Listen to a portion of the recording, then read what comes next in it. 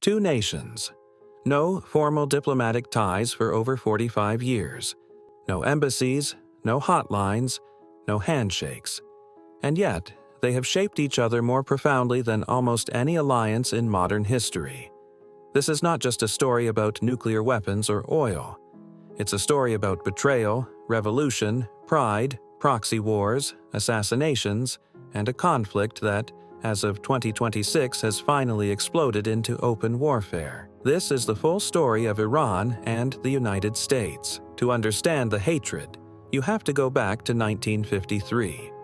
Iran had a democratically elected prime minister named Mohammad Mossadegh. He was wildly popular, and he did something that made Washington and London furious. He nationalized Iran's oil industry. Iran's oil had been controlled by the Anglo-Iranian Oil Company, later known as BP, for decades. Britain and the United States were not going to let that stand. In August 1953, the CIA, operating under the codename Operation Ajax, orchestrated a coup. Mossadegh was overthrown. The Shah, Mohammad Reza Pahlavi, was installed as Iran's absolute ruler, a Western-friendly, oil-selling monarch on the Persian throne. For America, it was a Cold War chess move. For Iranians, it was a scar that never healed. The Shah ruled with an iron fist. His secret police, SAVAK, were notorious for torture and repression. And all of it happened with American support, American weapons, American silence. This, more than anything else, is the original wound. Everything that comes after flows from 1953. By the late 1970s, the Shah's regime was rotting from within. Inequality was extreme, corruption was rampant, and the people were furious. In 1979, a revolution swept Iran. The Shah fled, and into the vacuum stepped Ayatollah Ruhollah Khomeini, a Shia cleric who had spent years in exile, preaching against the Shah and against America. Khomeini called the United States the Great Satan. That wasn't just rhetoric. To his followers, America represented imperialism, decadence, and the force that had propped up their oppressor for 26 years. Then came the moment that defined the relationship for generations. On November 4, 1979, a group of Iranian students stormed the U.S. Embassy in Tehran. They seized 66 Americans, and they held them for 444 days. President Jimmy Carter froze Iranian assets. He attempted a military rescue mission, Operation Eagle Claw, that ended in disaster in the Iranian desert, killing 8 American soldiers. The hostages were finally released on January 20, 1981, the exact day Ronald Reagan was inaugurated. Many Americans suspected a deal had been made to embarrass Carter. It became known as the October Surprise, a conspiracy that has never been fully resolved. The diplomatic relationship never recovered. The United States closed its embassy. Iran was declared a state sponsor of terrorism, and two nations entered into a Cold War of their own. In September 1980, Saddam Hussein's Iraq invaded Iran, kicking off one of the deadliest wars of the 20th century. 8 years, over 1 million dead. And the United States? They backed Saddam. Washington supplied Iraq with intelligence, loans, and looked the other way as Saddam used chemical weapons, including mustard gas and nerve agents, against Iranian soldiers and Kurdish civilians. For Iran, this was not forgotten. America had helped overthrow their prime minister. America had supported their oppressive Shah, and now America was arming the man trying to destroy them. Meanwhile, Iran began building what would become its signature strategy, the Axis of Resistance, a network of proxy militias across the Middle East.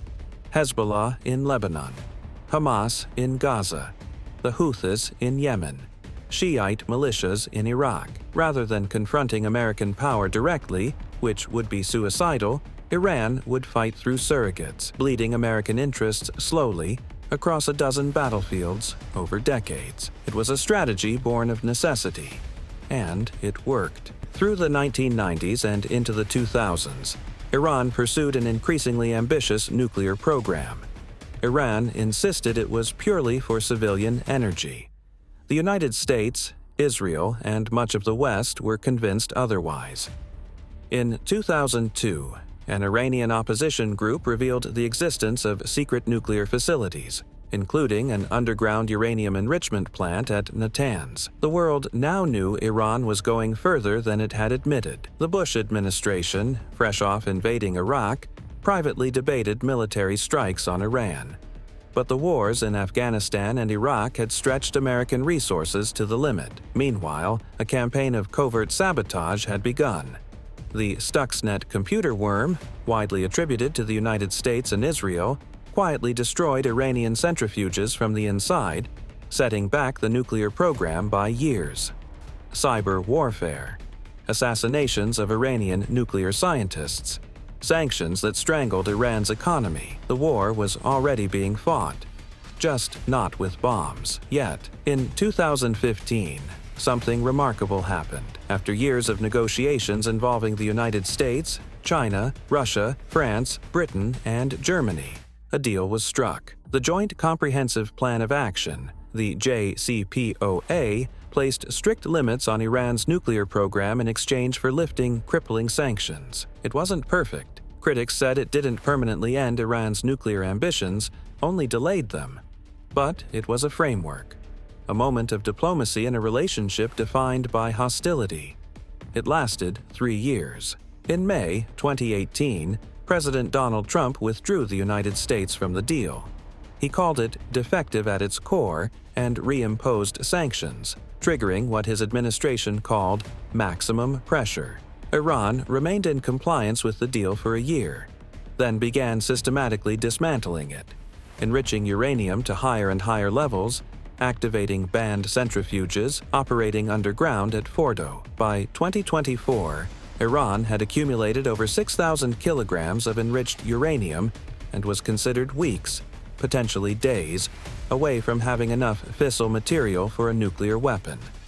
The deal was dead. The clock was ticking. On January 3, 2020, a U.S. drone fired missiles at Baghdad International Airport. General Qasem Soleimani, the commander of Iran's Quds Force, the architect of Iran's entire proxy war network, one of the most powerful men in the Middle East, was killed instantly. The Trump administration called it self-defense, saying Soleimani was planning imminent attacks on American forces. Iran's supreme leader, Ayatollah Khamenei, wept publicly and promised severe revenge. Days later, Iran fired more than a dozen ballistic missiles at Iraqi bases housing American troops. Over 100 U.S. service members suffered traumatic brain injuries. Both sides stepped back, but the world had just seen how close these two nations were to direct, catastrophic war.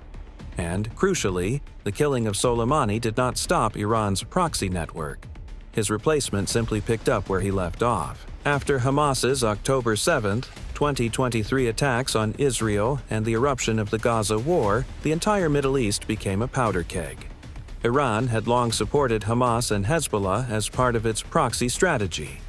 Now, those proxies were engaged in open conflict. In April 2024, after an Israeli strike on Iran's consulate in Damascus, Iran launched its largest ever direct attack on Israel, over 330 drones and missiles. Israel, with American help, intercepted most of them. Israel struck back directly in October 2024, targeting Iranian air defense systems and missile production facilities. For the first time in decades, Iran and Israel were exchanging direct blows. Then came June 2025, the 12-day war. Israel launched a massive military operation targeting Iran's nuclear facilities, military sites, and regime infrastructure. When Israel could not destroy the most hardened underground facilities, the United States joined the strikes directly, hitting Iran's most critical nuclear sites with weaponry that Israel lacked. A ceasefire was announced on June 24, 2025, but it didn't hold for long. In early 2026, Trump returned to maximum pressure and began open threats. Diplomatic talks collapsed, and on February 28, 2026, the United States and Israel launched a massive new round of strikes on Iran. Supreme Leader Ayatollah Ali Khamenei was killed in an Israeli airstrike on his compound. His son, Mojtaba, was appointed to succeed him. Iran retaliated immediately, firing waves of missiles and drones at Israel, at U.S. military bases in the Gulf, and at Gulf Arab states. The Strait of Hormuz, through which roughly 20% of the world's oil flows, was effectively closed, triggering a global energy crisis. By early April 2026, after more than 5 weeks of fighting and thousands of casualties, Pakistan and China brokered a 2-week ceasefire. Iran and the United States agreed to pause. But with Iran's nuclear material still unaccounted for and the Islamic Republic under siege, no one believed this was over. As of April 2026, the situation remains deeply unstable. Iran's air defenses and military capabilities have been severely degraded. Its supreme leader is dead. Its economy is in crisis. Its proxy network, Hezbollah, Hamas, the Houthis, has been weakened significantly. But Iran still exists. The Islamic Republic has survived. It still has enriched uranium in underground facilities that inspectors cannot reach. Its breakout time to a nuclear weapon is estimated at weeks. The question hanging over the entire world is, does a cornered Iran, its leadership decimated, its people suffering, reach for the one weapon that guarantees its survival? Or does this pressure finally bring about the transformation of the Iranian state? And for America, what does winning even look like? Regime change? A permanent peace agreement? Another dictator on the throne? These are questions with no easy answers. What history tells us is that every time someone thought this conflict was resolved, it escalated. The story of Iran and the United States is ultimately a story about the consequences of decisions made behind closed doors. In Langley, in Tehran, in the Oval Office, in the halls of the Revolutionary Guard. A CIA coup in 1953. A revolution in 1979. A nuclear deal in 2015. A drone strike in 2020. A ceasefire in 2026 that nobody trusts. Every generation inherits the wounds of the last, and every generation decides whether to heal them or deepen them. The only certainty is this: whatever happens next will shape the Middle East, the global economy, and the balance of world power for decades to come. This has been the full story of Iran and the United States. If you made it this far, thank you for watching.